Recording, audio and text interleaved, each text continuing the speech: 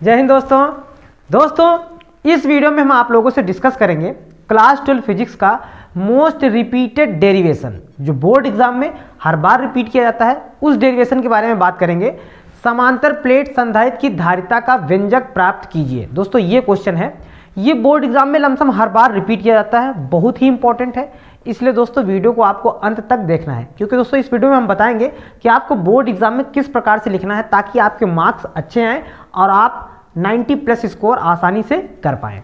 तो चलिए दोस्तों वीडियो को स्टार्ट करते हैं। दोस्तों वीडियो को स्टार्ट करने से पहले यदि आप मेरे चैनल में पहली बार आए हैं तो प्लीज़ मेरे चैनल को सब्सक्राइब करके बेल आइकन को जरूर प्रेस कर देना ताकि मेरी नई वीडियो का अपडेट आप तक पहुंच जाए।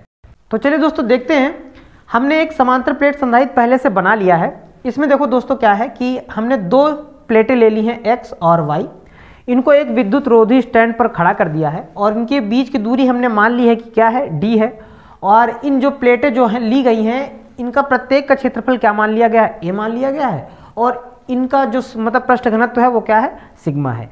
इनके बीच अगर कोई भी परावैद्युत पदार्थ भर दिया जाए तो इसकी धारिता जो होती है, कैपेसिटी, कम होगी या ज़्यादा होगी, हम कैसे फाइंड कर सकते हैं, उसके लिए एक फार्मूला जो है हमें ड्राइव करना है। उसी के बारे में हम आसानी से दोस्तों हम बताएंगे।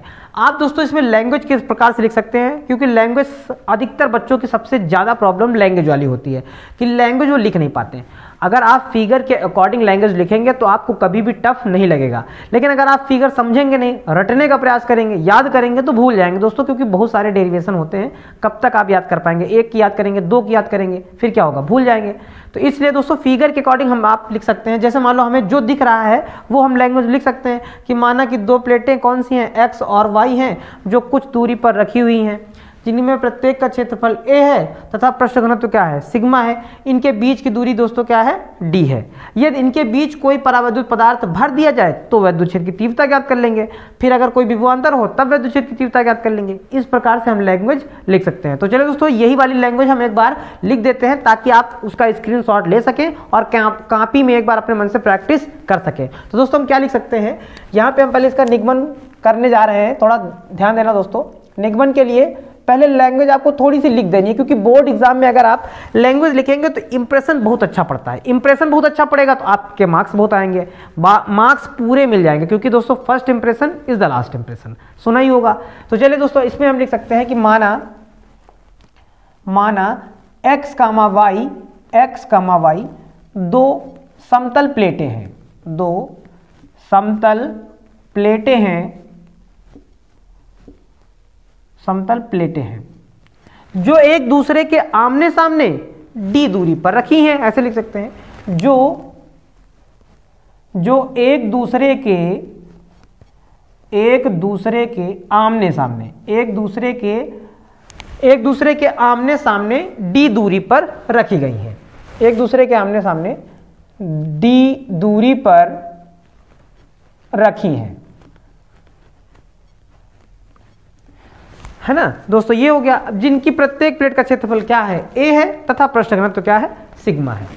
ऐसे लिख सकते हैं, जिनमें प्रत्येक प्लेट का क्षेत्रफल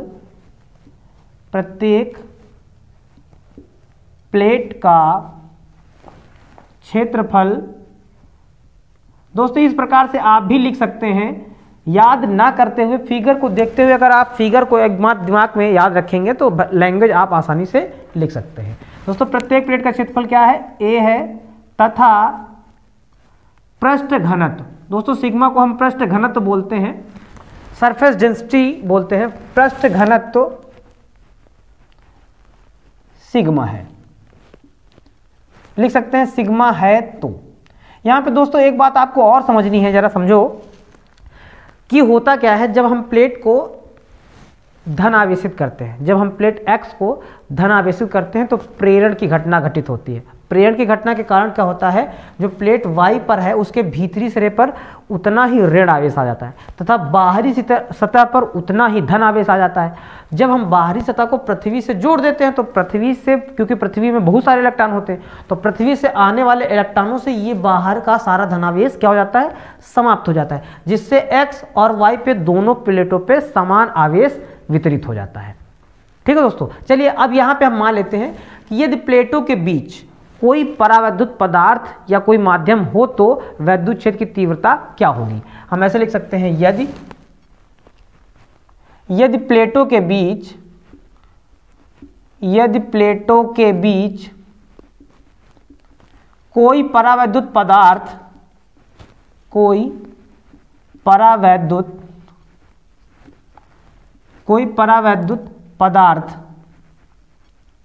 या कोई परावैद्युत माध्यम, पदार्थ या माध्यम कह सकते हैं, पदार्थ या माध्यम हो तो वैद्युत क्षेत्र की तीव्रता।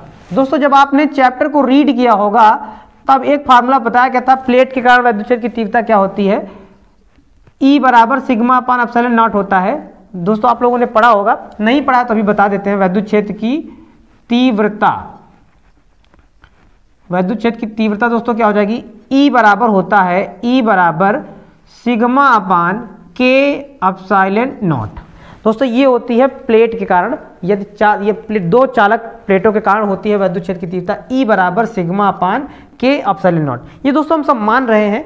यदि कोई परावैद्युत पदार्थ हो तो क्या हो जाएगा, अगर दोस्तों अगर और जानो, अगर प्रत्येक प्लेट पर आवेश, अगर ये जो प्लेटें दी गई हैं, अगर प्रत्येक प्लेट पर Q कूलाम का आवेश वितरित हो, ये जो प्लस का आवेश इधर है, माइनस का आवेश इधर है, प्लस Q कूलाम का आवेश वितरित हो, तो दोस्तों पृष्ठ घनत्व क्या हो जाएगा, पृष्ठ घनत्व क्या होता है, एकांक क्षेत्रफल पर वितरित आवेश को पृष्ठ घनत्व कहते हैं। मतलब ये यहाँ पे ऐसे लिख सकते हैं, चूंकि प्रत्येक प्लेट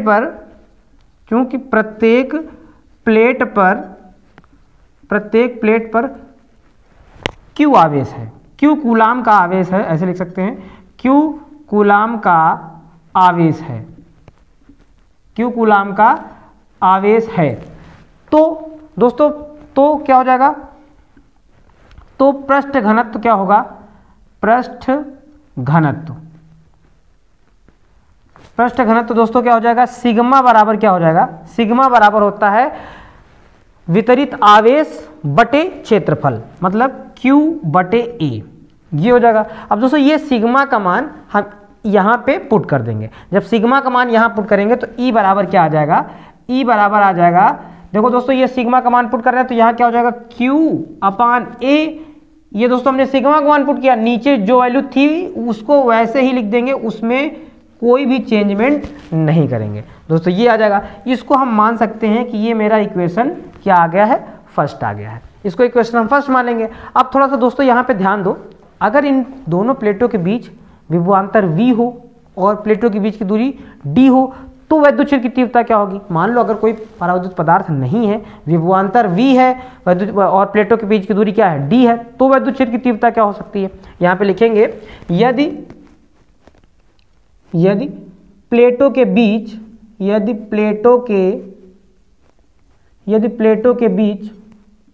V विभवांतर हो, यदि प्लेटों के बीच V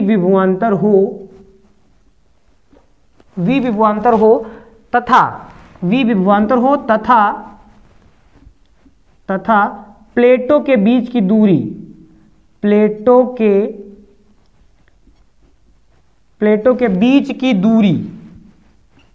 बीच की दूरी D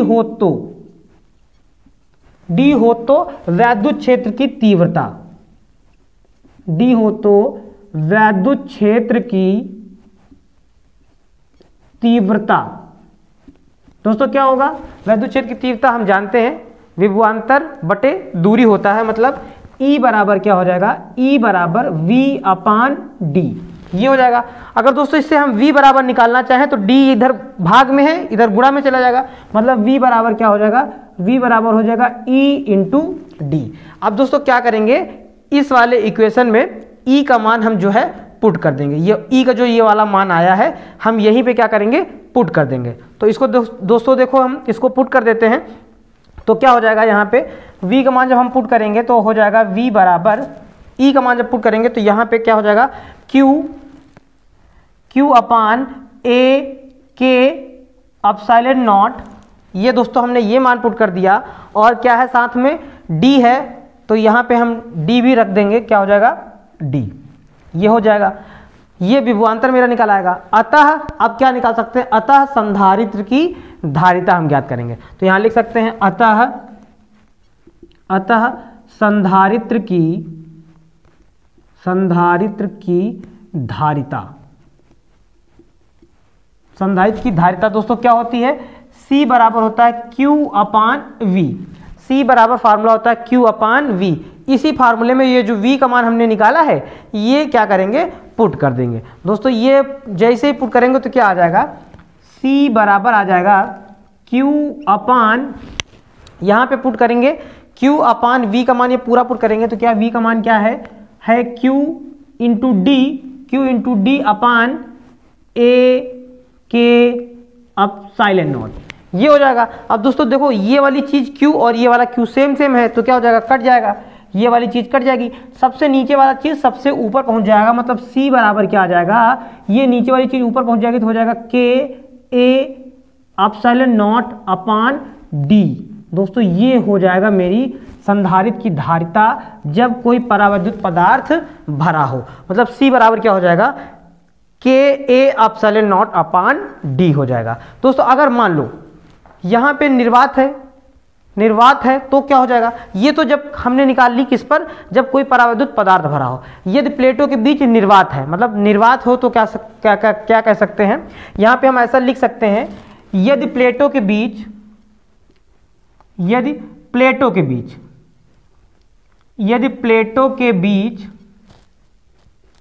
निर्वात हो तो, यदि प्लेटों के बीच निर्वात हो तो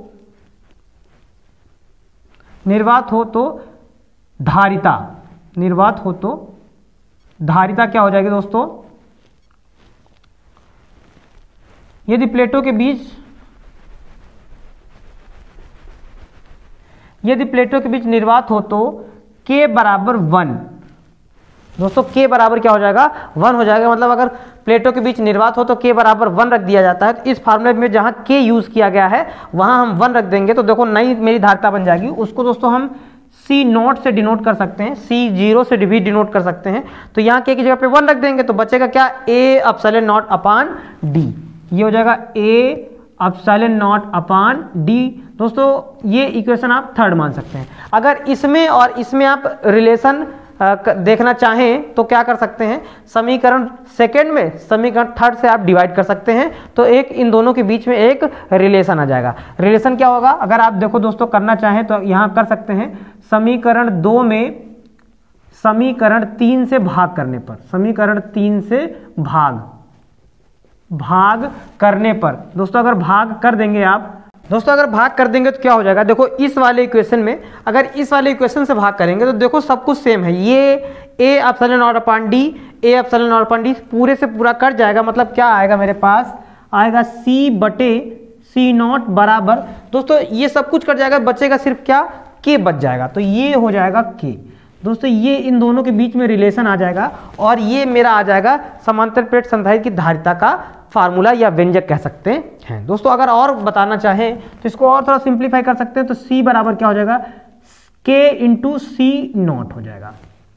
ये दोस्तों इसका पूरा डेरिवेशन कंप्लीट हो जाएगा। दोस्तों आप इसमें इसी प्रकार से आप अगर बोर्ड एग्जाम में लिख के आएंगे, थोड़ी लैंग्वेज आपको डालना जरूरी है। अगर लैंग्वेज डालेंगे तो जो हमारा डेरिवेशन होता है वो थोड़ा अच्छा लगता है, आप इसलिए इसमें थोड़ा सा मतलब लैंग्वेज डाल देना। तो दोस्तों ये वाले क्वेश्चन को आप अपनी कॉपी में नोटबुक कर लेना, आप इसका स्क्रीनशॉट ले सकते हैं।